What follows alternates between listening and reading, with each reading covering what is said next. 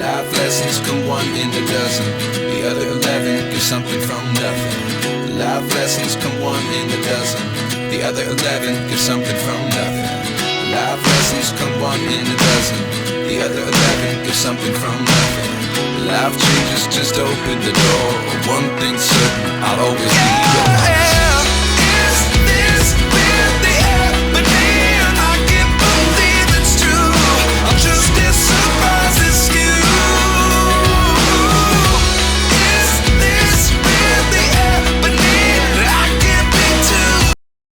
Be going in front, then you will give your gifts to my mom, and then pwede kayong mag-message wish for just about 2 to 3 sentences, then photo op. So for the names of that's in here in our list would be, first would be Joyce, one of my friends na close with Mami, Paula, Ma'am Jem. So probably these are mostly my friends na close ni Mami for the gifts or treasures. Actually, magkaka-age sila.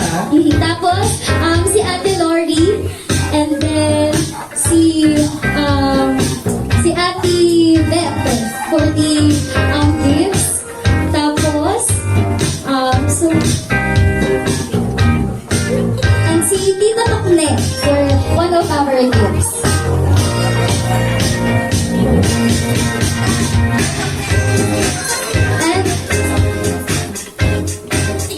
Yung mga tinawag ko pong names punta po sa harapan. Kaya please stand and proceed here in front together with the gifts for our birthday celebrant.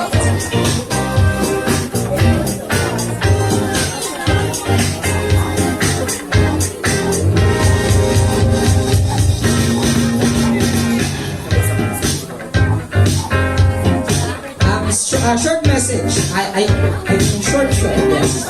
No? Just short, yes. Ay, gusto ko, bago ako mag-message sa'yo, gusto ko open mo muna yung gift ko sa'yo. Ayan. Yes! Open mo! Ay! Check. Hindi, open mo. Open mo yan. Wow. Open mo siya. Hindi ka iyak dyan. Yan, buksan mo. Turn up the light. Yan. Hindi, open mo lang siya. Ito. Yan. Open mo lang siya. Yan. Yan sa buhay namin magkakapatid.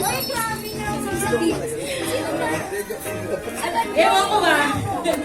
Yung kasama magkakapatid. Kasi di ba sabi sa Bible, Kawikaan 17:17, magkakaroon ka ng ang pagmamahal mo sa mga kaibigan mo dyan.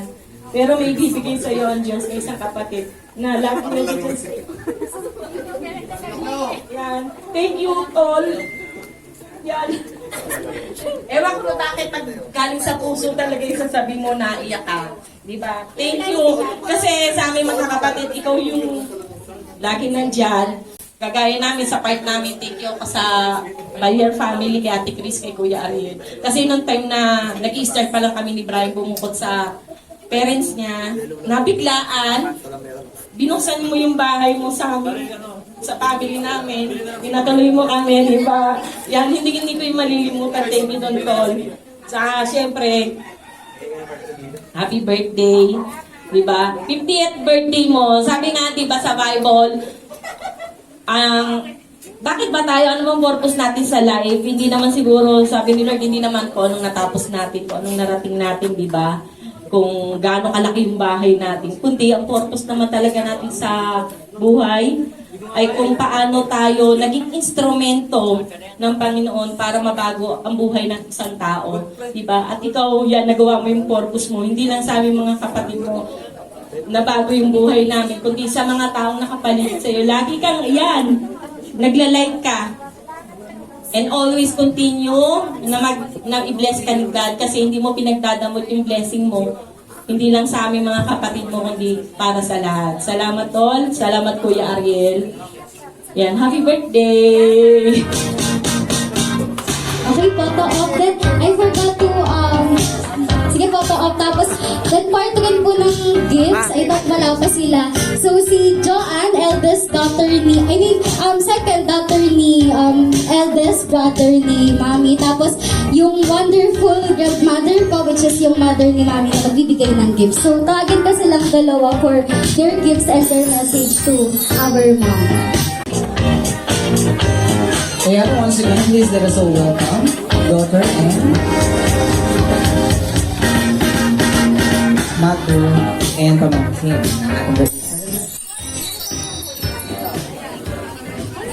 So, first, si Lola Emma.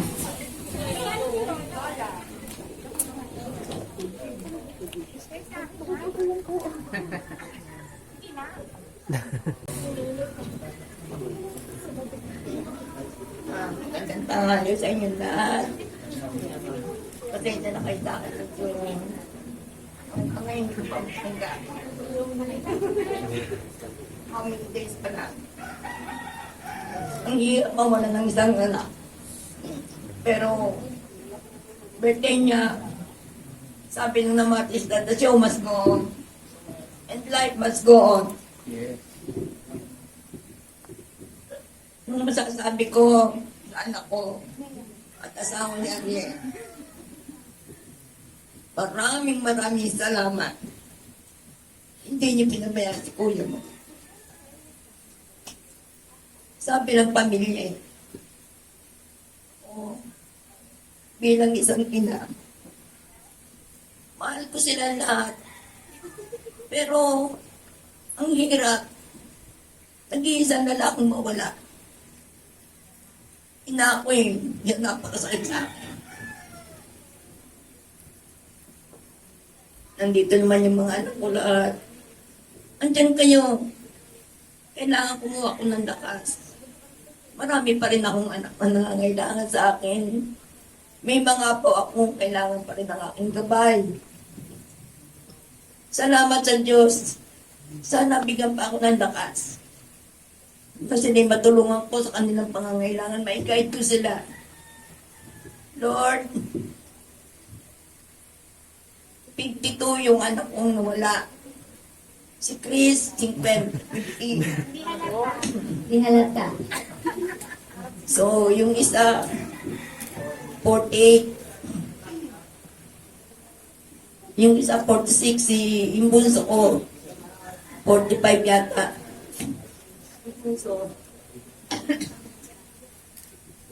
salamat sa inyo, sa mga kapatid ko, sa mga pamangkin ko, mga apo ko, mga taga-salbasyon, mga kaibigan ng anak ko. Ariel, sana huwag kang magsawang tumulong sa amin. At sa iyo naman, anak ko. Sana lagi kang nandyan, huwag kang magbabago. Yun lang ang hindi ko kay Lord. Huwag siyang magbabago sa akin ng mga kapatid. Yun ang mas maganda sa ating dalawa. Joke lang. Mic drop. Joke lang po. Okay. Salamat sa inyo, honey. Kahit lagi kay mother. At kay daddy. Nandito lang si Lola. Huwag niyo ko pababayaan na. Salamat po sa inyong lahat. Andyan lang si Lord sa tabi natin. Andyan lang yung anak ko, nanonood yun. Salamat po. Sa inyong lahat. Thank you for that wonderful message. So, yung life, A word of word of the day, Yes. no matter what happens, life must go on. Yes, thank you so much for that wonderful and lovely motherly message ng ating mother of the birthday celebrant, right? So, one of Tita Chris or Mommy's pamangkin. And kanina nakita nyo na yung mga pamangkin niya na lalaki. Ngayon naman, one of the representatives sa babaeng side since onti lang kaming pamangkin na babae. So, Joanna Silva. Elza. Hi tita, ito yung simple gift ko for you. Alam ko kasi sobrang arte kasi na itong tita ko eh. Sobrang arte talaga as in, pero in a nice way naman. And yung pinaka gusto ko kay tita kasi generous talaga siya. And hindi naman hindi pagkakailan na binibless ka ni Lord, so sinishare mo yung mga blessings na yon sa mga taong nakapaligid sa'yo. And for that, I am so blessed and thankful kasi binigay ka sa amin ni Lord. Especially ito kasi this year is very tough for us na humarap tayo sa mga challenges and hindi inaasahang pangyayari. So, for that, challenge tayo na kung paano tayo magkakaisa as family. So, thank you tita kasi hindi mo kami pinabayaan, lalo kami ng family nila Papa. Nandyan ka na tumulong, hindi ka nagdalawang isip na bigyan kami ng support kahit na ganun yung nangyari. And ngayon, gusto ko lang na mag-thank you kasi kahit na ganun yung nangyari, pinush pa rin natin na maging successful tong event mo. So, thank you. And then sa family po nila Tito Ariel, Honey, and Air, thank you kasi in-organize nyo tong party na to kahit na may nangyari nga na ganun kay Papa. So, ayun, I hope na magustuhan mo. May madi-display ka na naman dun sa bar mo. Collection. Ayan, thank you tita. Happy birthday.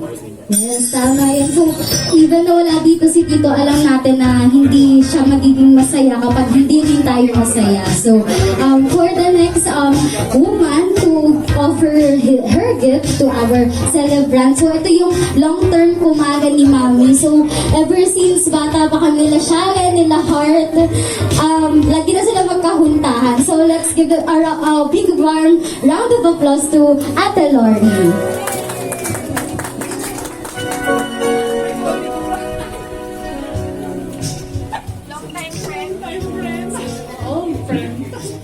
Happy birthday, Mari. And before that, I want to let you know why I'm choosing this gift. So, binigay kasi because I hope that it symbolizes sophistications and elegance, and it's adding to your skincare. I hope you add this.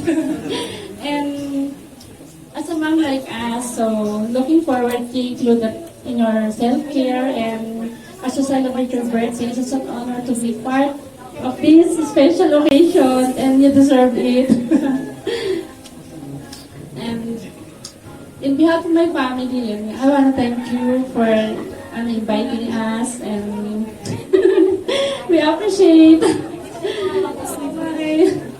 Yes, and because you're an incredible woman I have ever known. The only thing I could wish for you is more years, more wealth, more happiness by your family. And most important is great health ahead. And more answered prayers from the Lord as you serving the Lord from the Lord. And once again, happy year to happiest birthday, Mare. And may the fragrance of joy follow you wherever life takes it. Happy birthday, Mare. Sobrang napakagandang message naman yan. So, photo op muna before we proceed with the next woman. So, for the next one, so ito yung kasama ni Mami sa pananampalataya naman. One of the elders sa church na kasama niyang chismisan ng Word of God. So, ayun po, let's welcome Ate Elizabeth Ray. Ayun yung mga masarapin na Lord na chismisan. Word of God. Word of God chismisan. Isang mapagpalang araw sa inyong lahat. Ano ba masabi ko? Merry Christmas! Happy birthday! Kasi alam niyo po, hindi po kami ganun ka-close ni Criselda. Ni Chris, kailangan sa may silang daw. Ni Chris, hindi talaga kami close. Nagulat lang ako sa kanya, piniem niya ako na invited ako sa birthday. At hindi naman ganung talagang pili lang. Close friend ang mga invited.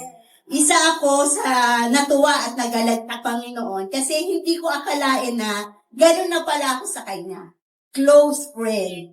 Dahil kasi sa church lang talagang lang kami, bonding as a prayer, konting kwentuhan, uwi. Pero nung nalaman ko na gano'n na palang kalalim ang tingin niya sa akin, thank you kay Lord.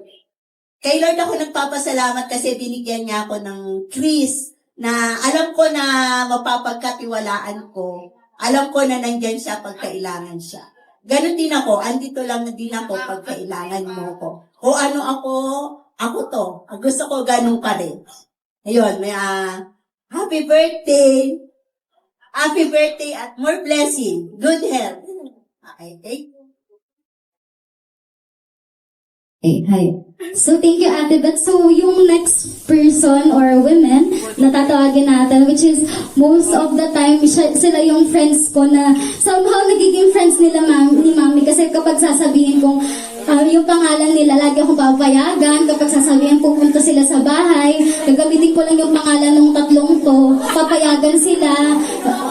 Parang hindi sila mapaghindian ni Mami. So, ayun nga, natagin ko yung mga friends ko, si Ma'am Jem, si Paula, and even si Joyce. Let you go.